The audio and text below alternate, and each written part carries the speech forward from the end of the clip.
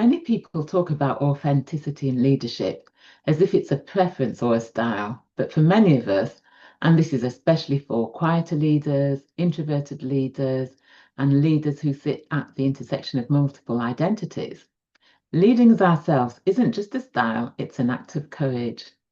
It goes against decades of conditioning, culture, and norms about what leadership ought to look like: louder, more dominant, more outwardly confident, and less reflective.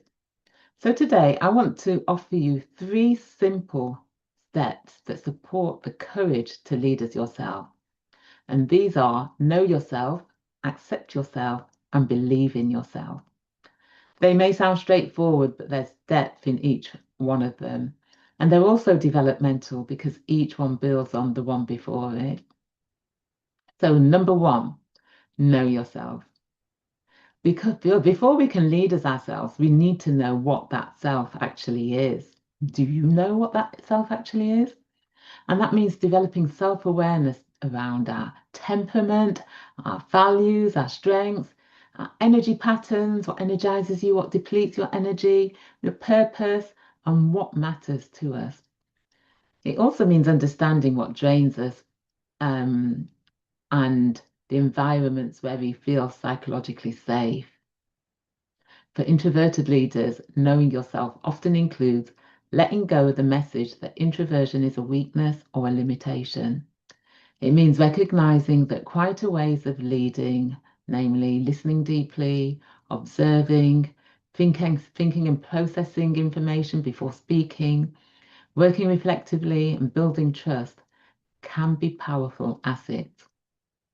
Knowing yourself also means understanding the systems in which you live in which you inhabit. And for many women, and especially for women facing multiple isms, i.e., sexism, racism, classism, sizeism, or the personality norms that favor extroversion, self-awareness includes recognizing that some of the barriers are systemic and not personal. And I see this time and time again with my coaching clients where they are introverted or they are in the minority to the dominant group, and they think that the issue is them, that it is actually the systems in which they work. And when we don't make that distinction, we internalize the problem as us, like I've just said. But when we understand the system, we realize that the problem is cultural, and that distinction alone can free us from a lifetime of feeling not enough. When you recognize that the system is the issue because the system is not favorable to people like you, people like me, people like us, then it can be a sense of relief almost that I'm not the problem is the system. And so to the next step, accept yourself. And once we know who we are, the next step is accepting ourselves. And this is where courage begins to take shape. Acceptance means willing to stop shrinking in order to fit in, or diluting ourselves in order to be more palatable or comfortable for others. It means no longer contorting your personality to match whatever leadership archetype happens to be in fashion. So don't feel that you have to put on an extroverted persona, you have to act in ways that don't align with who you are. It also means accepting that not everyone will like us. And you know what? That's okay. Because as the saying goes, we're not everyone's cup of tea and we're not meant to be. But acceptance doesn't mean complacency. It doesn't mean refusing to grow or develop. It means growing from the place of who we are, not the place of who we think we're supposed to be. For many women, acceptance is a process of unlearning the idea that our worth is conditional, unlearning the belief that belonging must be earned, and unlearning the idea that being different is a deficit. And this is where the process of becoming happens. We stop asking for permission to exist as ourselves. So the final step, number 3, believe in yourself. Knowing and accepting ourselves gives us the foundation, but belief gives us agency. Belief is what allows us to take action, to speak, to ask, to challenge, to apply, to lead, and to make decisions from a place of confidence rather than fear. Belief doesn't always arrive as certainty. Sometimes it arrives as tiny acts of courage, and it's small steps that we build on over time. So, taking those small steps and building on it, we apply for the role, we speak up in the meeting, we ask for the resources, we ask for the promotion. We say what we really think rather than what we believe we're supposed to say.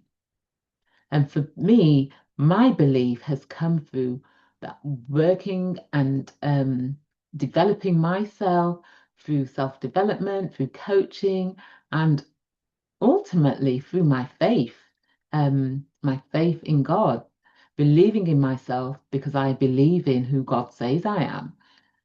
And for others, it may come through coaching therapy or through their lived experience. There are many pathways, but what matters is that it becomes internalized. When we believe in ourselves, when we own who we are, when we are confident in who we are, when we are comfortable with who we are, we stop performing leadership and we start embodying it. And that is what I want for you. So these are my 3 steps. Know yourself, accept yourself, believe in yourself. They're simple, but they're not simplistic. And they form the foundation for leading with courage, authenticity, and impact without abandoning who we are. So thank you for listening. And if this resonated with you, I've been exploring this theme in different ways across my LinkedIn newsletter, the Quietly Visible LinkedIn newsletter. Do subscribe if you're not. My Substack, Carol Stewart Writes, on becoming, belonging, and being fully alive, and my weekly email newsletter. And those of you who subscribe to my newsletter will have received that in your mailbox, in your inbox. And each of these spaces offers a slightly different lens. There's the organizational, there's the personal, and the practical. And if you prefer these kinds of reflections in a different format, then do subscribe to one of those other platforms. I'll put the links in the show notes. And also, if you're listening to this podcast episode and you haven't subscribed, hit that subscribe button. And also, do another woman a favor and share it. And if you're also looking to increase your confidence, influence, and impact, if you haven't completed my free assessment, go to aboundingsolutions.com.